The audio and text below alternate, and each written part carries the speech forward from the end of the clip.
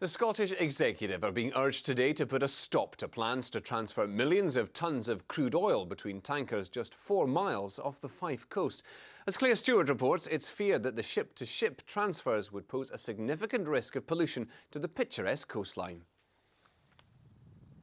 The Fife coastline is both an area of outstanding beauty and substantial environmental importance, which is why plans to transfer millions of tonnes of oil a year just a few miles from the coast has caused a storm of opposition. Sunderland-based company Melbourne Marine Services want to carry out what's known as ship-to-ship transfers of oil, where small tankers travelling from terminals in the Baltic and Barents Seas can pump oil to giant tankers on their way to the US and Far East.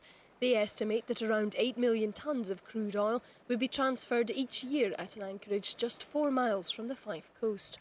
The plans have been met with staunch opposition from the RSPB, Scottish Natural Heritage and Fife Council. Now the body which represents coastal local authorities' interests, Ecological UK, have called on the Executive to put a stop to the plans. We're talking about a very highly sensitive area in the Firth of Forth, with multiple designations of sites of special interest, environmental high-risk areas, and even a small oil spill would affect those areas and the species that they live in. Billions of tonnes of oil are transferred each year in ship-to-ship transfers. For the last 20 years, they've been taking place at Scapa in Orkney.